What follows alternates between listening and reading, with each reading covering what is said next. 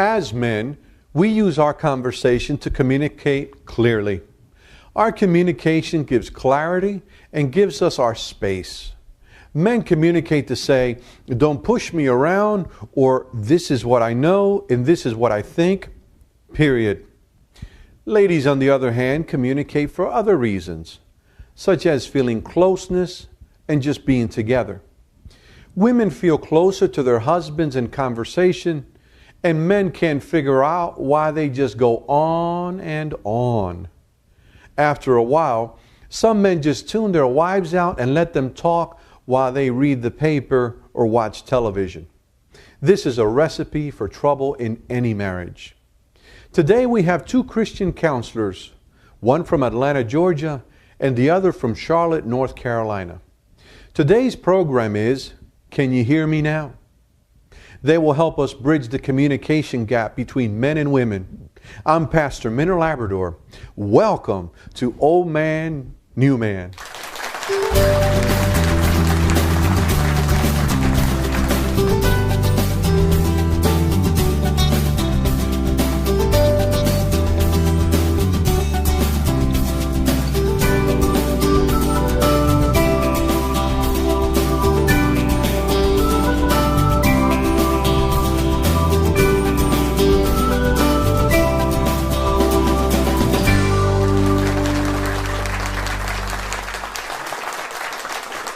Welcome to Old Man, New Man. Here are our guests, Lisa Paden from Charlotte, North Carolina, and Omar Miranda from Atlanta, Georgia. I'm so glad you guys are here with us. Welcome. Thank you. Thank you. Did you have a good trip? Everything went well? Yes. Yes. Thank you. I'm looking forward to talking about, Can You Hear Me Now? Remember that commercial on Verizon? Yes. And so the levels of communication, what do you think, Lisa, is the number one or one of the main problems between men and women communicating? They use language differently. I mean, women tend to talk about the immediate feeling, and men tend to just hold back on that, and now you have to pull it out of them. You have to Don't go wanna get in deep and trouble. pull it out. What do you Exactly. think, Omar? No, I agree with her. It's like they have a hard time breaking that. It's like there's a crust. You know what I mean? Of just and it takes them a lot longer to really get to what they need to feel. They hit emotion before they actually hit information. You know what I mean? Well, just in defense of men, even as boys and children, you see the differences. Little girls will be talking and expressing themselves at an early age, and the little boys are playing with their cars and making car sounds. Did you do that when you were young, Omar? And I still do that. Yeah, and I'm sure your boys, do you see that difference, Lisa? Oh yeah, my daughter talked way sooner than my boys did. And so it's just a natural brain development of the male-female difference. Right. And so we're going to talk about 7 differences that you've brought out and sharing together. And so the first one, which is a difficulty in communication, is stonewalling. And we men are notorious for stonewalling. That's what we do best. Yeah. Stonewalling can kill a marriage so quickly. And it's when we shut down. We can't get our words out, and our wives want to hear what we're feeling, but it's not always easy to get the words out. So, sometimes, Minner, it actually shows up in a man overly agreeing with a spouse. As oh yeah, whatever you said. Yeah, whatever you said. I see that all the time when I'm speaking to couples. And in the counseling process, the wife will turn to me and go, "See? You see what he did?" And the guy's like, "Well, what did I do? I agreed with her." And she's like, "Yeah, but that's not what you were thinking." And he was like, "I don't know what I'm thinking." That's not what she's after. Right, exactly. And so he could go to one extreme. He can either go in a cave fully, Right. or he can just get totally become a yes man kind of way. Right. And how does that make the woman feel? Makes them feel awful. I know one of the things that my husband does for me is that a lot of times men want to fix things. It's like when women bring up a topic, they just want to be heard sometimes. And my husband will go, "Okay, do you want me to just listen and give you support, or do you want me to help you fix it?" You're touching on a point that creates a lot of conflict in marriages, because what your husband does is what we men need to remember to do, which is ask our wife, "Do you want me to listen? Are you just talking? Or do you truly want me to fix it?" Because fix it is what we do best. Well, it's easier. It's not an emotion. It's just a go thing where we get that going. Yeah. Another difficulty that we talked about is making assumptions. Now, sometimes the yes or the no, what happens when you make assumptions in a marriage relationship? Yeah. Well, you get in trouble. We're not mind readers. No. And I think that's one of the main things that I tell my couples is don't try to read each other's mind, or don't think that you can, because sometimes women think they know what's going on and say, well, if he loved me, he would know that I need this. And you can't be mind readers in a relationship. If you need something, you need to ask for it. Just ask. And you know what, though, Lisa, sometimes men will actually, they will make an assumption in order to try to close their spouse down, so they really don't, they see the spouse is kind of opening up, and sometimes it makes them get defensive because they're maybe kind of hitting a nerve. It's something they don't want to take responsibility for, and so they just kind of, go a little further and say, well, that's not what you said. And then, they'll say, no, that's not how I felt. Well, yeah, I know that's what you said, but that's not how you really feel. And they're like, no, that's not how I feel. And so you see the conflict happens all over again because the man doesn't shut his mouth and let the wife just talk. Let her just talk it out. Without fixing it.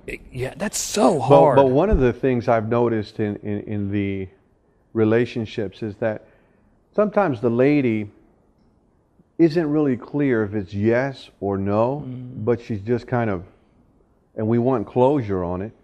So if she wants us to do something, I think it's great for us as men.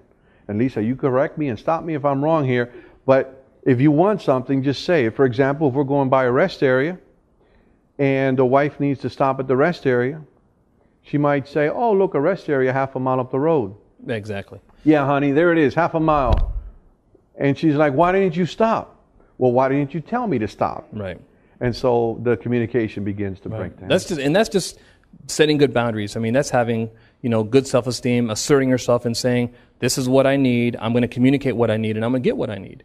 But it's not as much fun, is it, Lisa? Is that why? Well, I think that there's also one of the communication tools that you can give couples is that if you have, a lot of times when we're in a discussion, we're thinking about what we're going to say next rather than listening to the person. I think listening is a real big key, but you also have to communicate it. And one of the things that you can do is to restate what you said. I hear you saying that, it takes a long time to do that, but it does work. Restating is important. Right.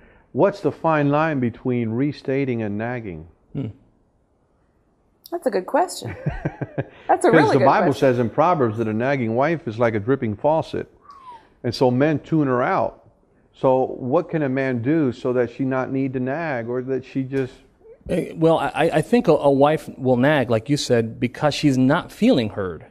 If that man makes sure that he restates for information and restates for feeling, which are the two things kind of conveyed in our communication, if he gets that right, then she'll stop and she'll go. And I've seen that in counseling. The wife will actually go like this. She'll go, oh. Now, he hasn't solved the problem, but he's heard what she has to say. He may not even agree with it, but he's heard what she has to say. If he would just stop and acknowledge her, exactly, and like you said, Lisa, earlier, listen to her, and give it back to her, then say, this is what you said. Then the nagging may stop. Yeah. Well, and then the woman can say, yeah, that's exactly what I said. Or she can say, no, what I said was, and then you start again until the restating is actually correct. Yeah. Okay. And then there's the rebuttal. I mean, that's where communication happens. And that's a skill, and that's a skill that can be learned, like riding a bike or anything else. And you're going to kind of trip over it the first couple times, but it really becomes natural afterwards. Keep going. Yeah. The number 3 difficulty are distractions. Mm-hmm. Distractions, where you just can't seem to come together. The kids, the cell phones, computers, the work. So distracted. Have you found that to be a problem in your counseling with folks? I think date night is really important. A date night. A date night. I mean, a lot of people laugh about that because we're no longer dating, we're in a relationship, but it makes a big difference. Yeah, it does. If you know you're going to have time to leave the kids with a babysitter, to be able to go and sit at a restaurant and just talk. Mm-hmm. It makes a big difference in relationships. Take a date night. Yeah. Mm-hmm. My wife and I go to the Walmart and people watch. Say that again, Omar. We go to the Walmart and people watch. We just people watch. We sit in, they have those little benches. We just sit and I hold her hand, and it's great to be able to walk up and down the aisles. I'm a great big kid. We walk up and down the aisles and I go, "Ooh, look at this," and we don't have to constantly say, "No, put that down," because we have a 7-year-old and a 3-year-old. Well, sometimes she says that to me, when I have the Oreos. So a date night, and Omar, the big spender, goes to Walmart and watches people go by. That's a great point. The number 4 difficulty is preoccupation. We're preoccupied. We sometimes when we come home as men and sit down on the lazy boy, we might either bring the work with us or just totally disconnect even from our family needs and involvement. Do you find that to be a challenge also? I think that a lot of times in our technology, things go with you. The iPhone. You've got your computer right at your fingertips, your telephones, even, texting stuff. My husband gets messages all the time. When we go out, I say, turn that thing off, because you are distracted. Yes. You can't focus, and that makes the other person feel unimportant. Well, Lisa, one of the things that I'm really thankful for that my wife Evelyn has done is, for example, our bedroom. She doesn't put a TV in it. Refuse to put a phone in it, so that when we're home and it's time to rest and be together, right, there is no distraction, no cell phones allowed past the bedroom door, right, that's and smart. no television, no nothing. Of course, it's a wonderful place to go. The mind gets used to it. As soon as we go in, it's immediately rest and the joys of marriage. And you know what, though, I agree with you, Minter, because in this day and age, we think that watching TV together is spending time together, but it's not. You're sitting in a room and you're being silent and you're staring at a box. Spending time together is communication. You're sometimes my wife and I read. We're trying to read a book called Einstein. I think it's really thick, and that's when we end up falling asleep. But we fall asleep together and we spend time and we read to one another and we talk about what we're reading, and that's true communication. And that takes work because you got to switch your brain on and not switch it off. Okay. And then now the 5th one is disinterest. Disinterest. Tell us about that one, Lisa. Well, it's really hard with women and men depending on their careers. My husband's technology. I mean, I know how to work a computer. I don't need to know how it runs. Just make sure it doesn't crash on me. But there are things about it that you can ask to find out, how did your day go, and really mean it. Okay. So you have to purposefully, this is for the new man, purposefully really look at your wife, mean it, and get into her world and take interest in it. It's hard when she's been home with the kids all day, or, it's like she hasn't talked to an adult for how many hours. And it's a big difference to come in and say, well, how was your day? Yeah. But to really be interested. And so we have to make an effort for that. Right. Yeah, you have to ask some open-ended questions as opposed to yes/no questions. You got to ask, tell me 3 things about your day that you like. Those are things that the Bible says that we should live with our wives in an understanding manner. We should study them. I mean, when we were dating, study them. When my wife and I were dating, I studied her. Man, I mean, you know what I mean? I walked behind her with and I was like, well, she likes this and she likes that. And so it's so easy to, when you get married, to just, kind of, stuff it learn and more put it up on the him. wall. Yeah. And so it's important also for the ladies to also ask us those 3 questions. How did your day go? Even if he may be a sound engineer, as I know your husband is, Lisa, and we may not know what he's doing, but it means a lot to just sit. And that date night that you referred to is something to keep in mind. Number 6 is timing. Timing. That's so important. I'll tell you, you can say I love you at just the right time, or say I love you at the most inappropriate times. It's ineffective. So timing is number 6. And number 7, I want to talk about this one for just a minute, are threats or ultimatums. What do you think about that one? I see a lot of that in marriages. To me, they're emotionally abusive. Now, a lot of the husbands will, they won't shout and they won't scream, but they'll threaten. You know what? One more time and I'm at this door. And when we were first married, I did that once or twice. And my wife, thank goodness, set a boundary and put her foot down and said, you're not going to talk to me that way. And if you want to leave, I'll still be here, but you're not going to threaten me that way. So that's one thing that kills the communication process. It really does, very quickly. Well, it makes everybody feel Alternators. insecure in the relationship. If you're not secure in your relationship, you're not going to be vulnerable. Right. And if that trust, if that security is not there, it's like my husband and I agree that divorce is not an option for us. We need to work through whatever is going on. Right. And that has never been an issue, so that we're both secure in our relationship, that we can break down those barriers and really be who we are. Right. Absolutely. And you mentioned the word divorce. Folks nowadays use that word so casually.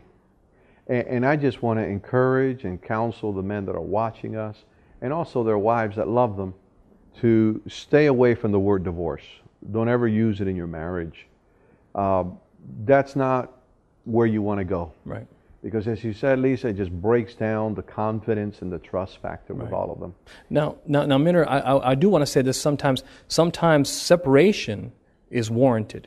If there's any kind of mental, emotional, physical, or any other kind of abuse that's happening, sometimes a separation is really important. Physical separation, getting some physical space between some folks can really get some mental clarity and some emotional clarity and some issues, but always with the intention to come back together. Where the covenant exactly is trusted. Yeah. So let's talk about the 7 ways to improve. You ready? We're looking forward to this, Pat.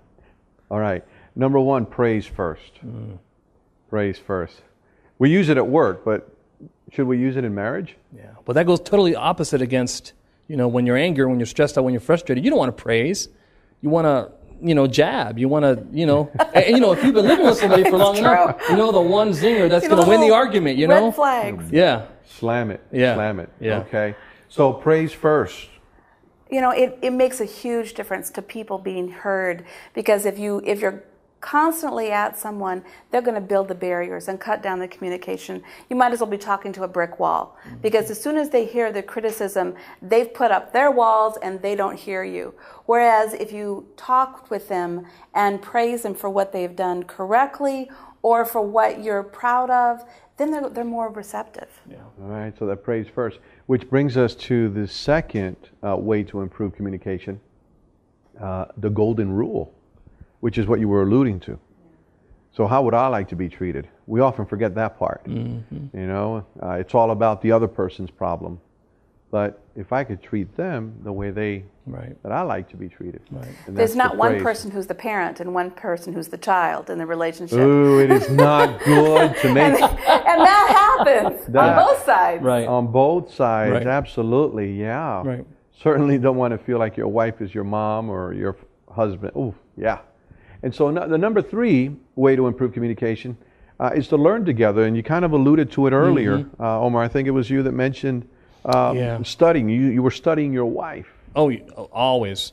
She's a complicated lady, and I'm I'm thankful for that, because she has so many different layers and levels, and I see her and she can be talking to my children and in the same sentence turn around and say something deep and insightful to me, and I'm going, I can't switch gears that fast. Well, ladies are naturally more, right.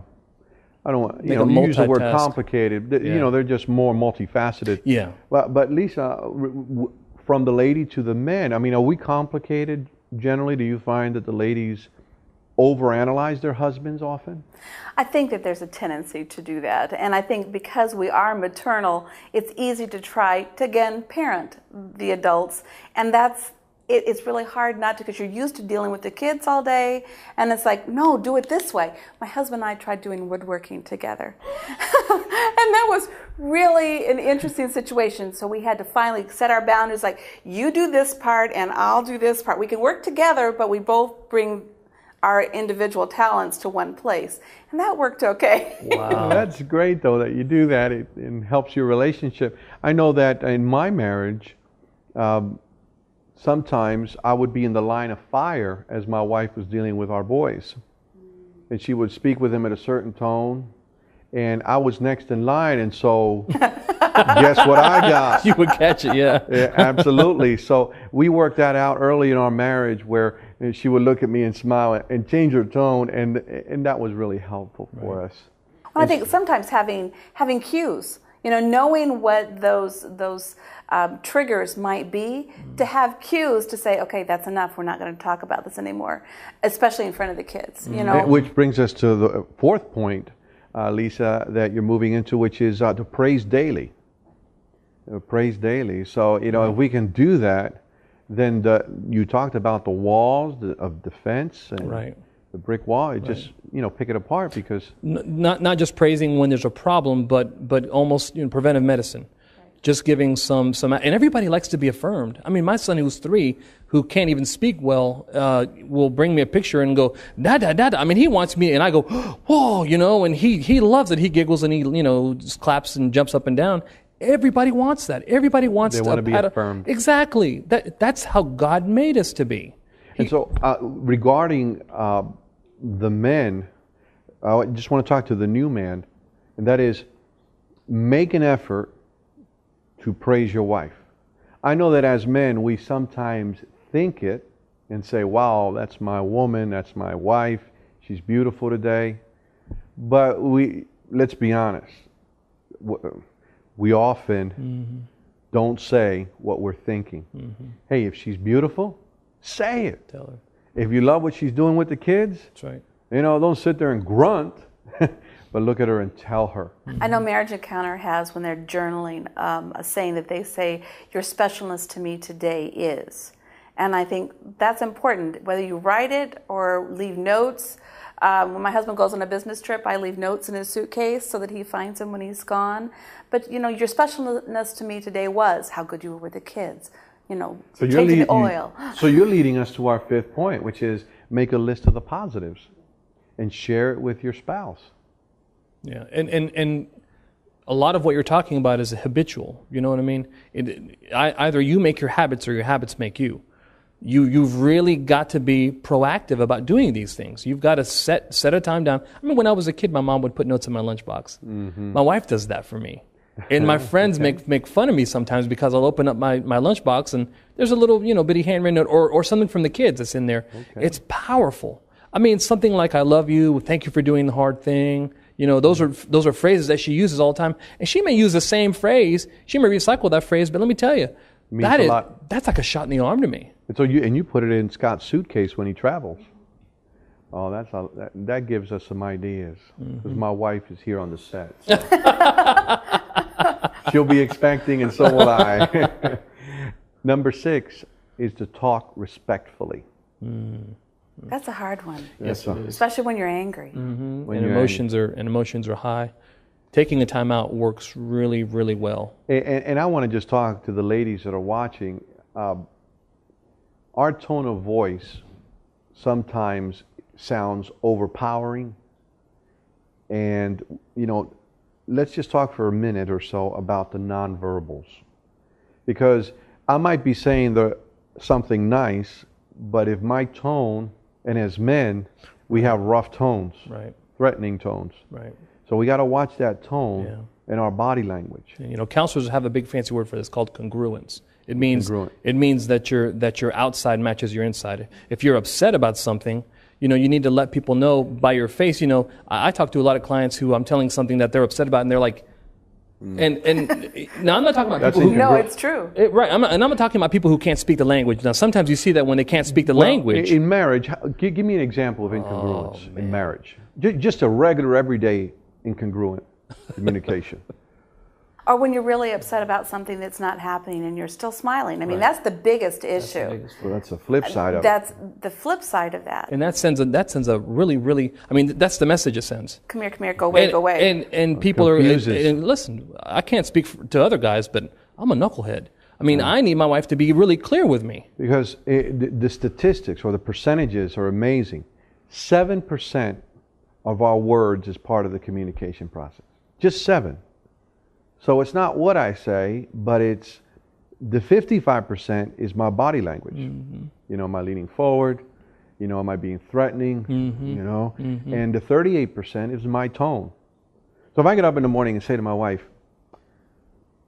"Good morning," she'll say, "Well, what's your problem this morning?" I said good morning. But if I get up and say good morning, right? You notice that tone change? Communicates. Well, I think men are used to dealing with other men at work as well. I notice that there's a difference between how my husband talks to his coworkers or the people who work for him and how he talks to me. And oftentimes I have to remind him, I don't work for you. That's Because there is a difference. There's a difference there. I don't work for you. We are in partnership here. Right.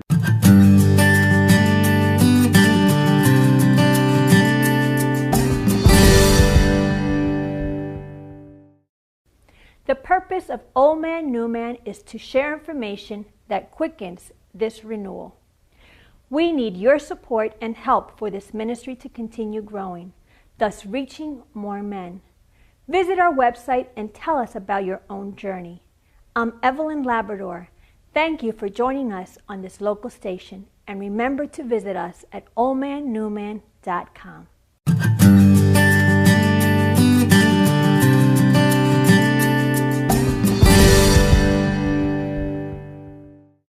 All right, men. When it comes to communicating with the ladies, it's done different than with the guys at work or on the ball field. If you're in a heated discussion with your wife and you need a breather to think or cool off, then learn to communicate that properly. But don't stay in the mental cave too long. Stay focused on your relationship and steer clear of threats or ultimatums. Let's review some principles that will help us communicate more effectively. Remember that these go both ways. The first point is that of praise. Praise your spouse by telling her what you absolutely love about him or her. Do this daily and remember that a little maintenance goes a long way. Number 2, follow the golden rule taught by Jesus in Matthew 7:12. This rule teaches us to do for others what we would have them do for us. If you want to be treated a certain way, then treat her the same way. If you need some respect in the house, then give some respect in the house. Number 3, learn together. Study your spouse and make your marriage job one. This includes learning new things together where neither one is the authority on the issue. And finally, remember what's called nonverbals. Don't forget that nonverbals make it so that words are only 7% of our communication. Our body language accounts for 55%, followed by our tone of voice, which accounts for 38% of our communication. When these steps are followed, you're ready to propose a solution to any problem you may face. Philippians 2:4 gives us the best counsel. It reads, each of you should look out not only for his own interests, but also to the interest of others. It takes a little bit of work and a lot of effort, but the reward is worth it. A healthy marriage is priceless. I'm Pastor Minner Labrador. Thank you for joining us on Old Man, New Man.